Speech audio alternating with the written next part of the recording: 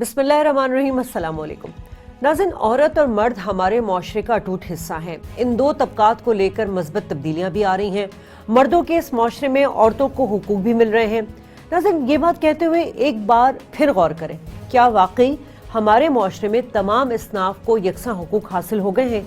क्या कभी हमने सोचा है कि हमारे माशरे का एक और तबका भी है जिन्हें हम ख्वाजा सरा के नाम से जानते हैं, जो अल्लाह ही की बनाई हुई मखलूक है, मगर माशरे में तज़ीक आमेज़ रवैयों का, जिनसी दरिंदगी का शिकार होते रहे हैं, नामसायद मिसाल का शिकार भी नजर आए।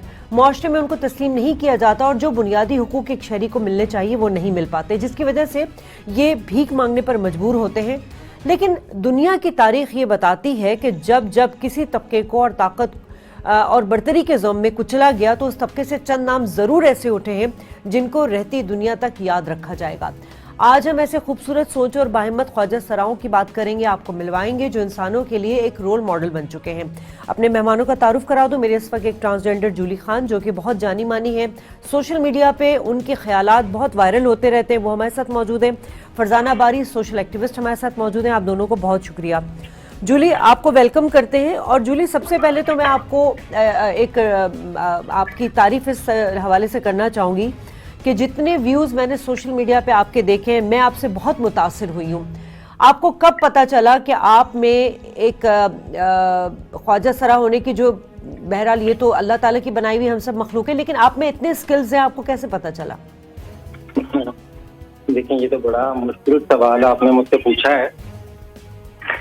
आपको पता है कि मेरा जो बैकग्राउंड है वो थोड़ा सा चैलेंजिंग था। मेरा चाइल्डहुड चैलेंजिंग था, नॉर्मल ह्यूमन बीइंग्स की तरह नहीं था।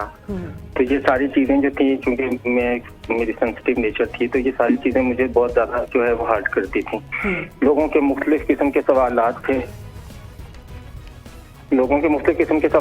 मुख्तलिफ किस्म की उनकी बातें थी। मुझसे अजीब अजीब से सवाल थे, मतलब कि आपका सिस्टम क्या होता है, आपका ये क्या होता है, आपको लगा क्या होता है, आपका जनाजा कैसे होता है, आप लोग जिंदा कैसे होते हैं, आपको गुरु कहाँ से लेके आता है। तो ये सारे अजीब अजीब से सवाल थे जो मुझे समझ नहीं आती थी कि ये बेतुके सवाल क्यों हैं। मैं तो किसी से भी, किसी मर्द औरत से नहीं पूछती कि भाई आप मर्द हैं, आप औरत हैं, आपका क्या सिस्टम है, आपको क्या लगा है, आपको किस तरह लगा है। लेकिन लोग मुझसे ये सवाल करते थे तो ऑब्वियसली मुझे मुश्किल और परेशानी होती थी। फिर जहाँ पे भी मैं जिंदगी में जाती थी, कहीं आगे बढ़ने की कोशिश करती थी, तो मुझे डिग्रेड करके वापस भेज दिया जाता था कि तुम तो खुश रहे हो, तुम तो ख्वाजा सरा हो, तुमने क्या करना है, तुमका काम तो नाचना और भीख मांगना है। तो बस फिर इस चीज ने मुझे थोड़ा मुश्किल में डाले रखा और थोड़ा फिर मेरी जद्दोजहद में भी डाले रखा। उसके बाद फिर आज से 5 साल कबल एक इस तरह फैसलाबाद में गैंग था मानी चोर के नाम से, जो ख्वाजा सराओं को हैरेस करता था। तो बस फिर मेरी हिम्मत जवाब देगी और मैंने स्टैंड ले लिया। मैंने कहा आप या जी हैं तो या फिर मैं। बस वहां से फिर मेरी मूवमेंट शुरू हुई। फिर मुझे पता चला, फिर ट्रांस ने अप्रिशिएट किया, दुनिया ने अप्रिशिएट किया और मेरे साथ खड़े हुए, तो मेरा और हौसला बढ़ता गया। और फिर इसी तरह की जद्दोजहद जारी रही। हमें ट्रांसजेंडर प्रोटेक्शन एक्ट मिल गया, अल्लाह का शुक्र है।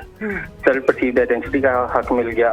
हमें जो रेप लॉज थे वो अमेंडमेंट हुए और ट्रांसजेंडर रेप को रेप कंसिडर किया गया माशाल्लाह। जो नया वीमन हैरेसमेंट लॉ आया है उसमें ट्रांसजेंडर को भी उसका भी जिक्र किया गया है। बिल्कुल। फिर हमने इलेक्शन कंटेस्ट किया, इलेक्शन में ट्रांस को खड़ा किया।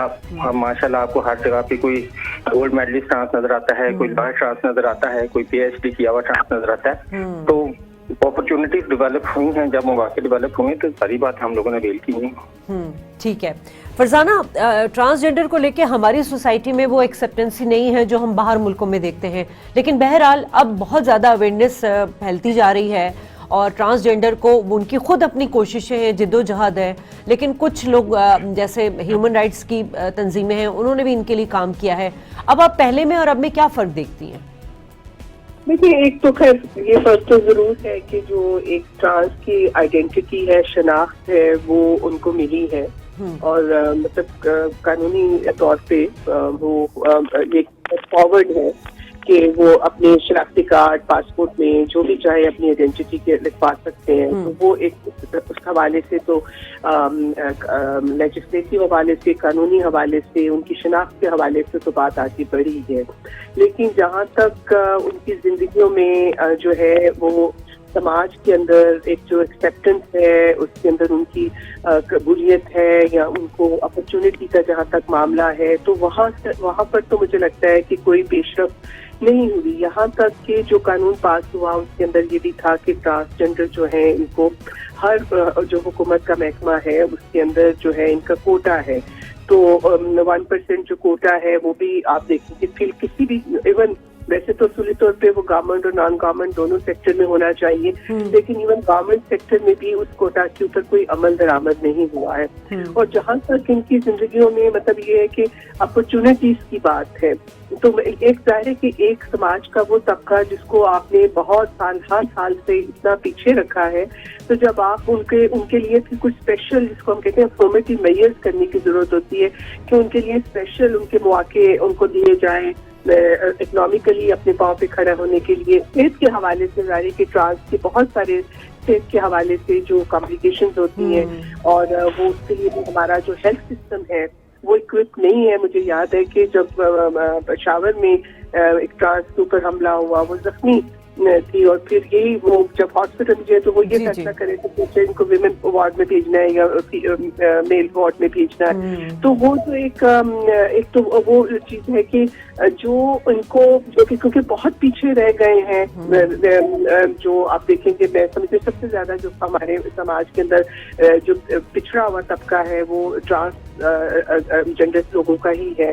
तो उस हवाले से जो जिस तरह से हमें इनको सपोर्ट करना चाहिए और जिस तरह से वो मौके देना चाहिए जिसके अंदर खासतौर पे इकोनॉमिक एम्पावरमेंट के हवाले से इनके लिए वो अपॉर्चुनिटीज क्रिएट की जाए, इसी तरह मतलब एजुकेशन की जो अपॉर्चुनिटी है और फिर एक अवेयरनेस का जिम्मेदारी हुकूमत के ऊपर ये अवेयरनेस दिलाई जाए उन माँ बाप तक भी और आम लोगों तक भी कि ये मतलब जो इंसान है और जो वो है उनकी वो हम सब इसके अंदर चाहे औरत है मर्द है ट्रांस है जो तो वो सब जो है उनकी एक्सेप्टेंस जो है ये तो एक बाइनरी सोच है कि हम हर चीज को ब्लैक एंड व्हाइट में देखते हैं, एक औरत है या मर्द है, सच है झूठ है, लेकिन उसके दरमियान में जो कैटेगरीज होती हैं उनको हम बिल्कुल इनविजिबलाइज कर देते हैं, उनको बिल्कुल डिनाई कर देते हैं, उनकी एग्जिस्टेंस से हम इनकारी हो जाते हैं। तो इसके लिए जो एक समाज के अंदर एक अवेयरनेस की बात है ना कि डाइवर्सिटी की एक्सेप्टेंस और जो एक ह्यूमन राइट्स की वैल्यूज है अगर वो इनकलकेट होंगी आपके अंदर तो फिर ये है कि आप हर इंसान को उसको रिस्पेक्ट देंगे, उसको बेहतर तरीके से ट्रीट करेंगे इस के वो उसका जेंडर क्या है, उसका मजहब क्या है। तो एक तो ओवरऑल मैं समझती हूँ क्योंकि वो हमारी इंसानी कदरें जो है वो भी डिवैल्यू हुई हैं, उनके अंदर भी गिरावट का हम शिकार है। तो उसका सबसे बड़ा जो मैं समझती हूँ कि जो उसका नेगेटिव इम्पैक्ट आया है वो ट्रांसजेंडर कम्युनिटी पे आया है और जो ये ट्रांसफोबिया आप देखें जिसकी वजह से जितने अटैक अब हुए हैं, अगर आप पिछले चंद सालों में देखें जितना ट्रांसजेंडर लोगों के ऊपर हमले हुए और उनको मर्डर किया गया है, ऐसे पहले पाकिस्तान में ऐसे नहीं था। ठीक है, मैं जरा जूली से इसका जवाब ले लूं। जूली, एक तो फरजाना आपने कहा था कि अभी जहां तक मेरी इंफॉर्मेशन है कि आयशा मुगल जो है पहली ट्रांसजेंडर हैं जो कि हुकूमत के डेलीगेशन में भी शामिल थी, यूएन कन्वेंशन में गई थी जेनेवा में और उन्होंने सिनफी मसावात के हवाले से वहाँ पार्टिसिपेट भी किया था। ये एक बहुत अच्छा इनिशिएटिव लिया गया। उसके अलावा हमने देखा कि निशा जो है निशा राव वो एक पाकिस्तान की पहली ट्रांसजेंडर वकील भी बनी। अब जूली, हम ये चीज़ें देख रहे हैं कि जिस तरह से आप लोग की मूवमेंट आगे बढ़ती जा रही है, आप लोग स्ट्रगल करके अपना मुकाम हासिल करने की कोशिश कर रहे हैं, आप लोगों को उतनी ही रेजिस्टेंस का भी सामना है। जी जी बिल्कुल। उसके लिए आप लोग गवर्नमेंट से क्या डिमांड करते हैं या कोई कभी? मेरा तो बड़ा क्लियर और सिंपल सा स्टांस है। आप मुझे ये बताएं कि पाकिस्तान में एक गुरु कल्चर एग्जिस्ट करता है, आपको पता है इस बात का? नहीं। आपको पता है कि ख्वाजा सरा गुरु चेला सिस्टम में रहते हैं? हाँ, ये पता है मुझे, बिल्कुल ये पता। आपको ये पता है? जी। आपको ये पता है कि गुरु का सोर्स ऑफ इनकम क्या है? इस बात पे तो कभी डिस्कशन ही नहीं, इसलिए तो आपको इनवाइट किया है।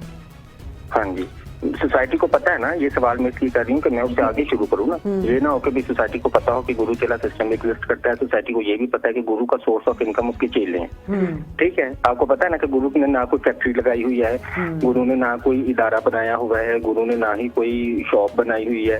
उसने जितने भी ट्रांसजेंडर रखे हैं वो पब्लिकली क्लेम कर रहा है कि मैं इनसे सेक्स वर्क और बैगिंग करवा रहा हूँ और मैं इनसे डांस फंक्शन करवा रहा हूँ। अब आप मुझे ये बताएं कि जिसका सोर्स ऑफ इनकम चेले हैं, जो चेलों पे डिपेंडेंट है और लाखों रुपया कमा रहा है गुरु, वो ये चाहेगा कि मैं इज्जत से अपने घर चली जाऊं और मैं नौकरी करूं? यानी आपको अपनी ही कम्युनिटी पे बहुत ज्यादा रेजिस्टेंस का सामना है। अपनी कम्युनिटी नहीं, पाकिस्तान के कुछ ख्वाजा तराज शहरियों से हमें खतरा है। अपनी अच्छा। कम्युनिटी तो तब हो कि वो मेरे माँ बाप हो, मेरे चाचा ताया हो, मेरी फैमिली ट्री में से हो, ठीक है ना। अपनी कम्युनिटी तो मुसलमान है, मैं मुसलमान कम्युनिटी से ताल्लुक रखती हूँ, और मुसलमान कम्युनिटी में जब मैं ताल्लुक रखती हूँ तो कितने लोग, कितने इंसान मुझे हरास कर रहे हैं। तो कुछ ख्वाजा सराज शहरी जो गुरु बन के बैठे हुए हैं, जिनको चैलेंज नहीं किया जा रहा, जो चेलों को एक्सप्लॉइट कर रहे हैं, वही रेजिस्टेंस करेंगे ना। आप देखें कोई भी जुर्म होता है तो सबसे पहले पुलिस इन्वेस्टिगेशन में क्या देखा जाता है, किससे फायदा किसको हुआ है, ऐसे देखा जाता है ना। तो किसको फायदा है, कौन कमा रहा है इतना पैसा चेलों से। और आप मुझे ये बताएं कि एक इंसान जो खुद बैगिंग कर रहा है, उसको सरपरस्ती की अदालत कैसे इजाजत दे सकती है कि वो 8-10 लोगों की सरपरस्ती करे जबकि वो खुद भिखारी है। तो इसको किस तरह काउंटर किया जा सकता है जूली? मैं आपको बताती हूँ इसको काउंटर करने का तरीका। देखिए, इसको काउंटर करने का तरीका ये है कि हमारे यहाँ एक शोबा है भिखारी, ठीक है। आप बेहतर जानते हैं कि भिखारी एक शोबा है। जी जी, बिल्कुल ऐसा नहीं है ऐसे, कि बिल्कुल जरूरतमंद ऐसे। मांग रहा है, शोभा भी है, भिखारी माफिया शोबा- भी है जूली। बिल्कुल, भिखारी माफिया भी और शोभा भी। आप उस भिखारी माफिया के अंदर आप ये मत सोचेंगे सिर्फ मर्द और औरत शामिल है। हाँ। उस भिखारी माफिया में मर्द औरत ख्वाजा शराब भी शामिल है। अब जो ख्वाजा शराब भिखारी हैं या भिखारी, जूली आपकी आवाज हम तक नहीं आ रही है।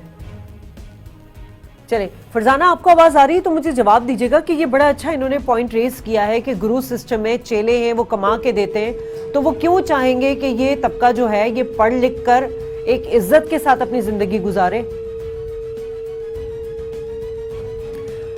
फरजाना से भी हमारा राब्ता मुनक़ता हो गया। नाज़रीन, यहाँ लेंगे एक ब्रेक और ब्रेक के बाद गुफ्तगू के सिलसिले को आगे बढ़ाएंगे।